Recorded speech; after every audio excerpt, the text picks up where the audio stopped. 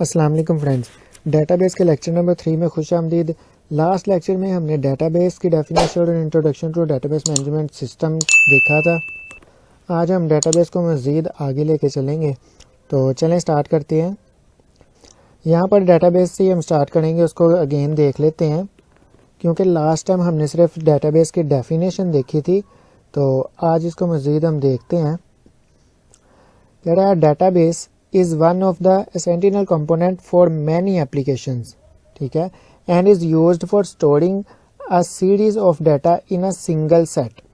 Single set से मतलब यहाँ पे ये भी कह सकते हैं कि एक टेबल होता है जिसके अंदर हम किसी भी एप्लीकेशन का सीरीज ऑफ डाटा स्टोर करवा लेते हैं इजीली, ठीक है।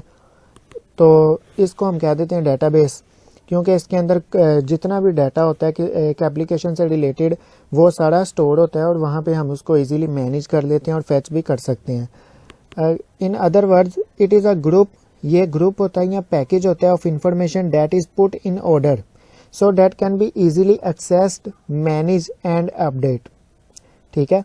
हम इसको मैनेज कर सकते हैं, अपडेट कर सकते हैं, एक्सेस कर सकते हैं। और स्टोर तो जब हम करते हैं तब हम उसको ऐसे ही करते हैं, ऑर्डर में करते हैं, ठीक है। लेकिन जब फाइल मैनेजमेंट सिस्टम था उसमें डाटा कोई भी सीक्वेंस में स्टोर नहीं था होता। उसके बरक्स हमारे पास जो डेटाबेस होती है, इसके अंदर हम जो डाटा स्टोर करते हैं उसको हम एक सीक्वेंस के साथ या एक ऑर्डर में स्टोर करते हैं, ताकि उसको जब हमने फैच करना हो या उसको अपडेट करना हो तो हम इजीली कर सकें, ठीक है। हमारे पास इसके डेटाबेस की जो टाइप्स आती हैं वो डिफरेंट टाइप्स हैं, जैसे कि टेक्स्ट होता है, न्यूमेरिक होता है, इमेजेस होती हैं। ये सारी डेटाबेस की या कह लें डाटा की टाइप्स होती हैं। और भी डिफरेंट तरह का डाटा होता है, जैसे कि यहाँ पे बाइब्लोग्राफिक भी, ये भी एक डाटा, ये एक बुक्स जो होती हैं उसमें स्टार्ट में राइटर का या ऑथर जो होता है उसके बारे में कुछ ना कुछ लिखी, उसकी इन्फॉर्मेशन या डिटेल्स लिखी होती हैं, तो उसको कहते हैं। नेक्स्ट हमारे पास है इन अ डेटाबेस, यहाँ पे कह रहा है कोई स्मॉलेस्ट पोर्शन भी जो होता है ना डेटाबेस के अंदर, स्मॉलेस्ट पोर्शन वो भी क्या है, वो भी डाटा है, ठीक है। एक स्मॉलेस्ट पोर्शन भी जो डेटाबेस का हिस्सा है उसको भी हम डाटा कहते हैं। फॉर एग्जांपल एक स्टूडेंट जो है वो भी एक डाटा है, रोल नंबर जो है स्टूडेंट का वो भी एक डाटा है। अगर एड्रेस है किसी का, लाजमी नहीं स्टूडेंट का हो, किसी वर्कर का हो, या जैसा भी डाटा हमने स्टोर किया होता है उससे रिलेटेड उसका नेम, उस roll number, height, weight, marks, ये सब कुछ जो है ये सब कुछ डाटा है, ठीक है। और अगर हम इसको और जनरलाइज करें तो यहाँ पे कह रहा है all the living and non living objects in this world are data, ठीक है। जितने भी ऑब्जेक्ट्स हैं, चाहे लिविंग है चाहे नॉन लिविंग है, वो सब है डाटा है, ठीक है। नेक्स्ट हमारे पास टॉपिक है database environment. Database environment basically उस सारे इन्वायरमेंट को कहते हैं जहाँ पे डेटाबेस से रिलेटेड सभी चीज़ें आ जाती हैं, ठीक है, जो सेटअप हमने किया होता है। फॉर एग्जांपल जैसे कि यहाँ पे कह रहा है हार्डवेयर, सॉफ्टवेयर, पीपल और टेक्निक्स, इस सब के कम्बिनेशन को वो डेटाबेस इन्वायरमेंट कह रहा है। डेटाबेस इन्वायरमेंट बेसिकली इन तमाम चीज़ों से मिल के बनता है, जिसके ज़रिए हम क्या करते हैं, अपना डेटाबेस इजीली वहाँ पे डाटा स्टोर करते हैं, फैच करते हैं या अपडेट करते हैं।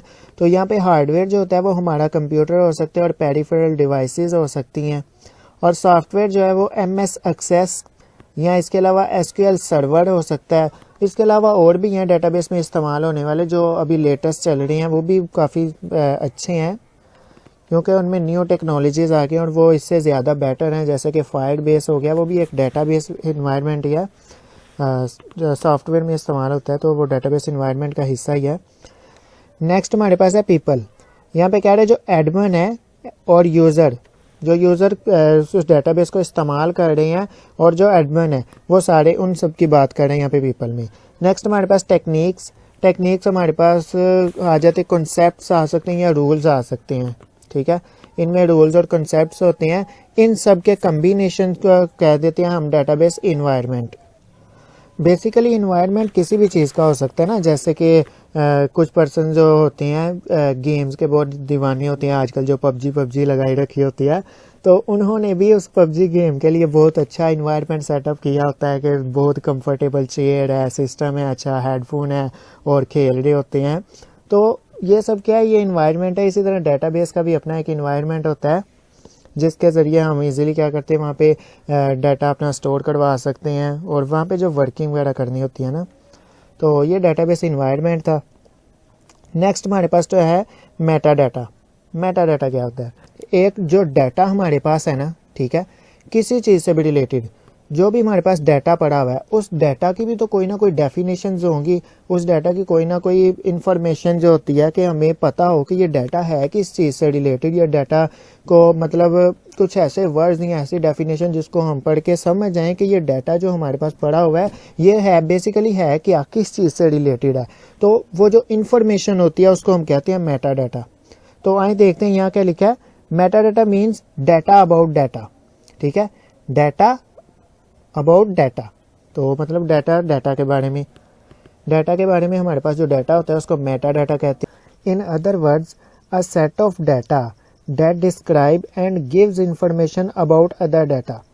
मतलब कि हमारे पास जो डाटा पड़ा हुआ है उसके बारे में डिफाइन करता है या हमें उसके बारे में इंफॉर्मेशन देता है, उसको हम कहते हैं मेटा डाटा। तो ये था हमारे पास मेटा डाटा।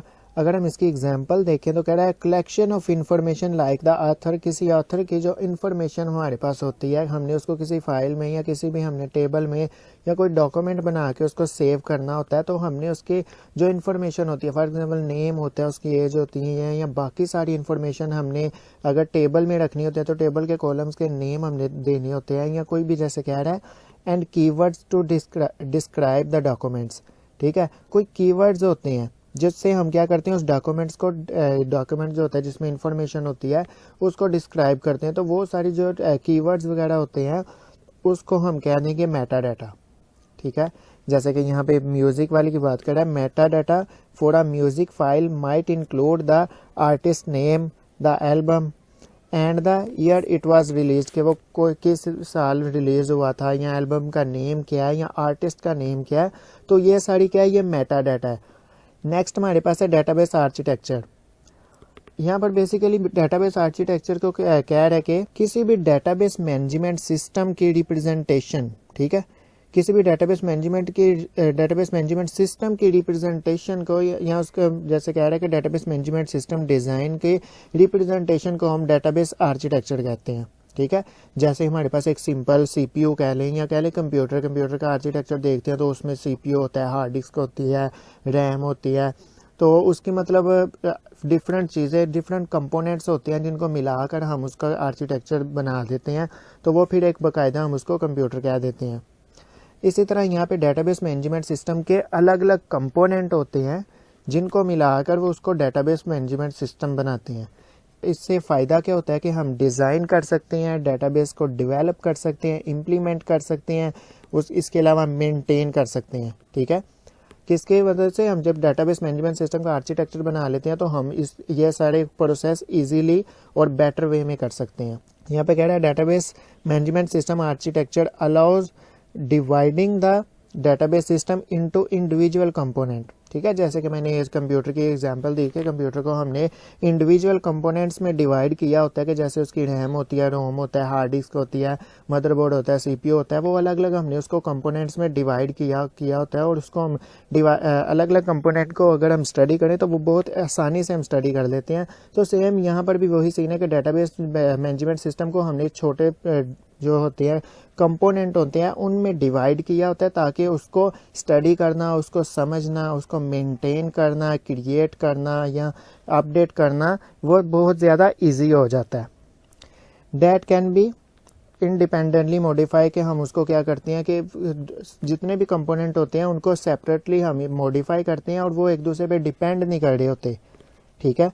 मतलब हमने अगर क्या कर किसी भी डेटाबेस के डाटा के किसी भी हिस्से में हमने थोड़ी बहुत चेंजिंग करनी हो तो वो डाटा जो होता है वो दूसरे ऊपर डिपेंड नहीं कर रहा होता। ऐसा नहीं है कि किसी एक पर्सन का हमने नेम चेंज किया तो वो दूसरे का भी चेंज हो जाए या तीसरे का भी चेंज हो जाए, तो वो ऐसा नहीं होता, हर एक का अलग अलग होगा, ठीक है। तो ये था डेटाबेस आर्किटेक्चर। तो ये हमारे पास डेटाबेस मैनेजमेंट सिस्टम का सबसे पहले जो आर्किटेक्चर डिज़ाइन था ये वो है। तो यहाँ पे कह रहा है द ANSI स्पार्क आर्किटेक्चर, मतलब ये स्टैंड्स फॉर किसके लिए, American national standards institute standards planning and requirement committee, is an abstract design standard.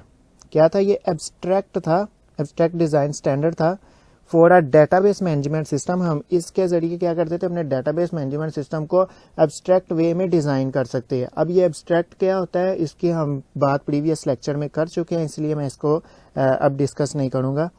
तो ये बनाया कब, 1975 में। अब हम देख लेते हैं कि इसकी फर्दर डिटेल क्या है। तो डायग्राम की मदद से समझते हैं। इसके 3 तरह लेवल होते हैं।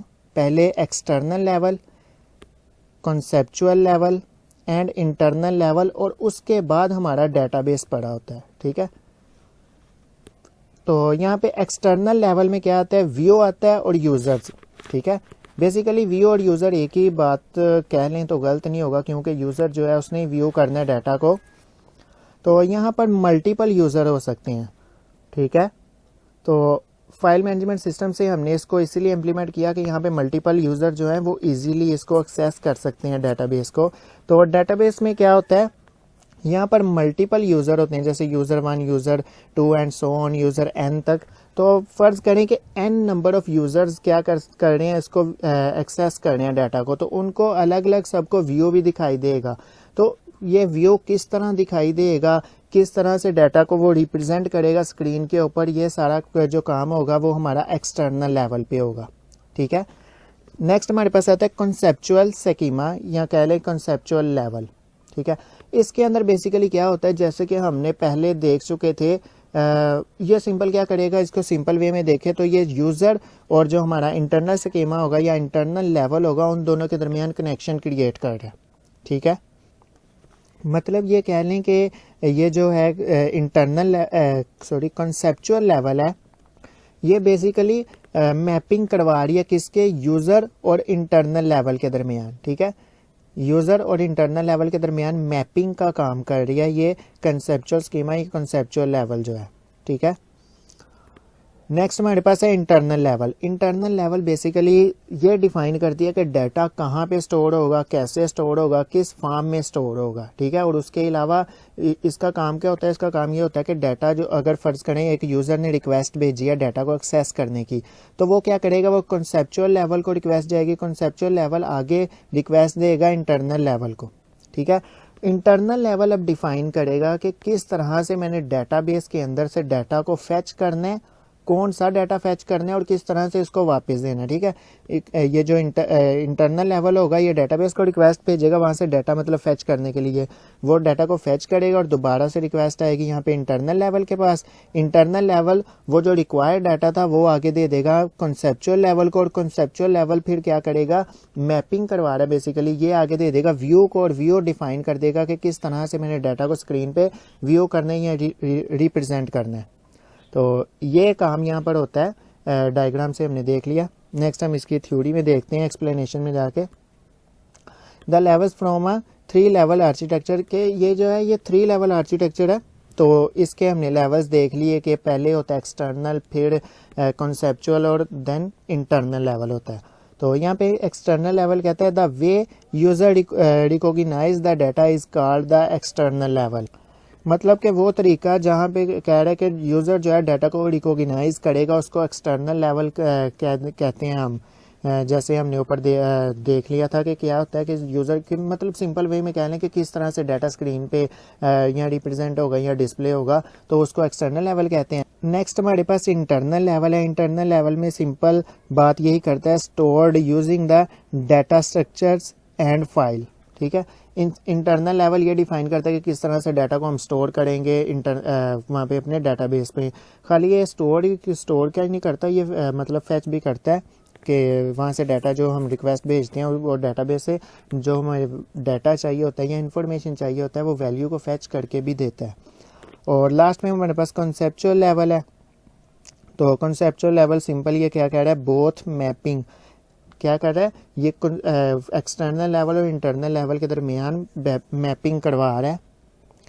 और इसके साथ साथ क्या करता है, इंडिपेंडेंस कर रहा है किस को, एक्सटर्नल एंड इंटरनल लेवल को। मतलब कि इंटरनल लेवल एक्सटर्नल लेवल एक दूसरे पे डिपेंड नहीं कर रहे।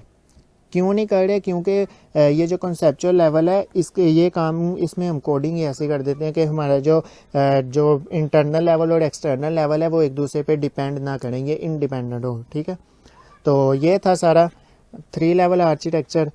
नेक्स्ट हम देखेंगे एन टायर या 1 टायर 2 टायर 3 टायर क्या होती है, मतलब टायर्स जो होती हैं डेटाबेस में के आर्किटेक्चर में, उनको लेके चलेंगे। इस लेक्चर में इतना ही, मिलते हैं नेक्स्ट लेक्चर में। अल्लाह हाफिज़।